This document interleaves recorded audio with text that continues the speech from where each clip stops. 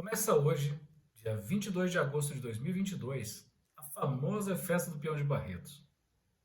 E o que essa festa tem de tão importante para mim? Bom, são dois motivos principais.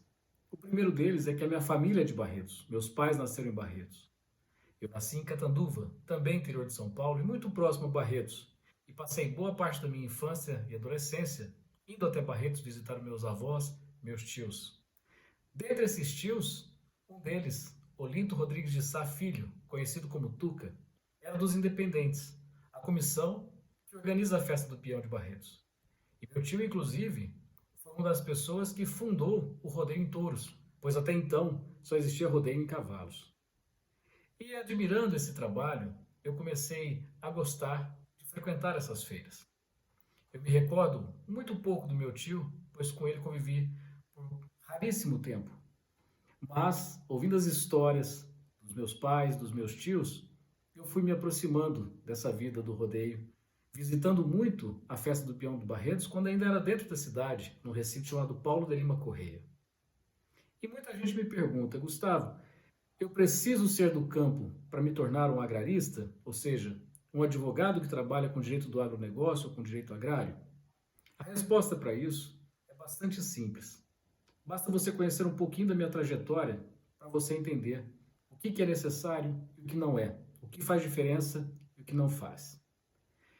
Eu comecei bem cedo a gostar de festa de peão, mas isso não tem nada a ver com campo. É uma feira. Eu ficava encantado com os animais, com as máquinas e implementos agrícolas. Eu sempre gostei disso. E foi esse, basicamente, o meu contato com o agronegócio. Eu não venho de família que tem propriedade rural, meus tios familiares em geral também não têm.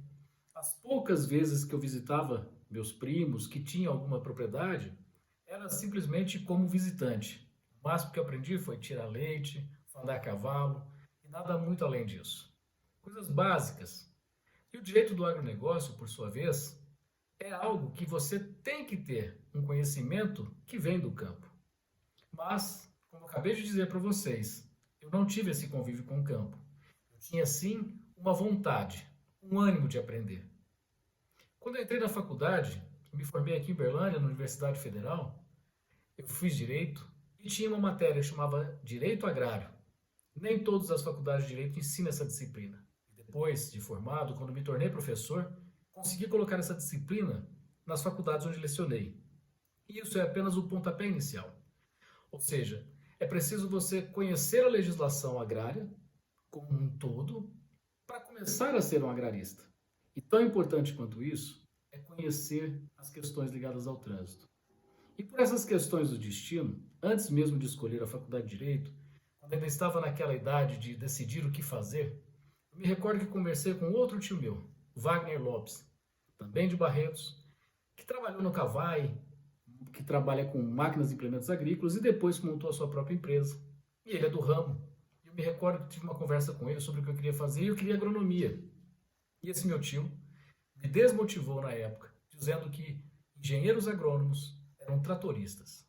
E isso foi lá em 1990 e pouco, bem no começo de 90.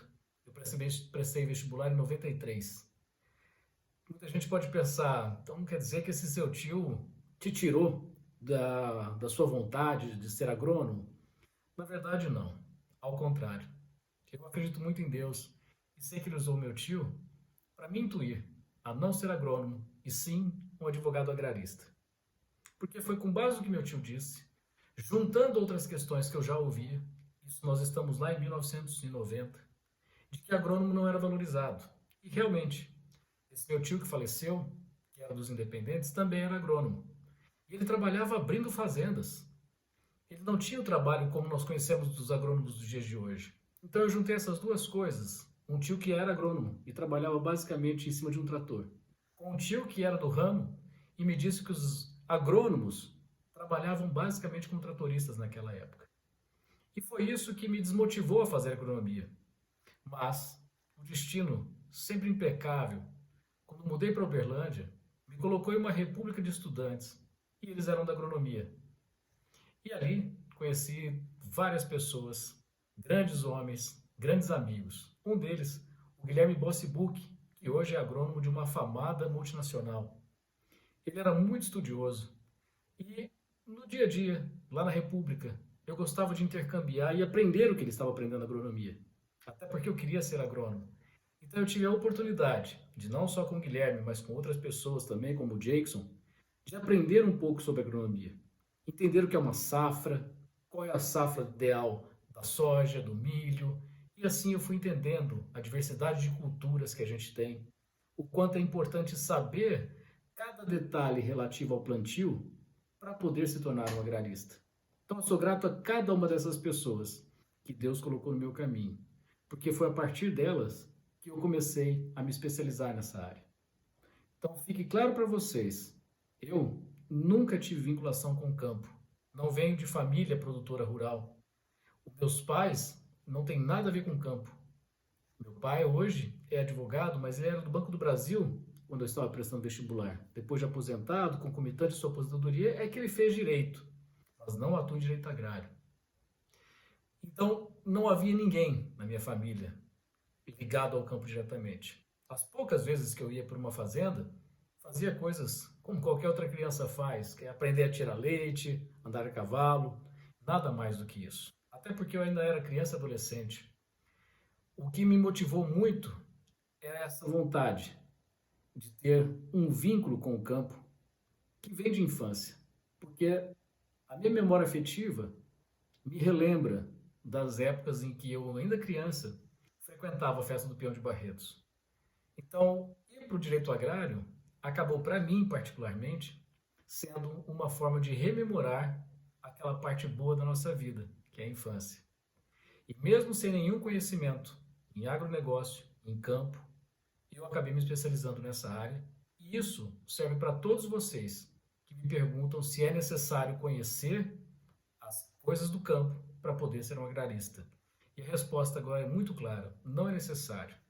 E tem um diferencial, porque a ideia desse projeto Agrarice é facilitar a sua vida, que quer aprender a se tornar um agrarista.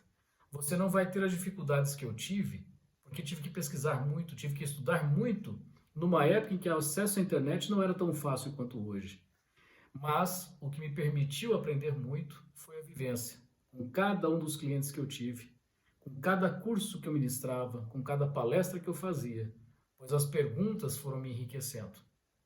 Mas grandioso mesmo e muito válido é o convívio com o produtor rural. É ele que me ensina muita coisa.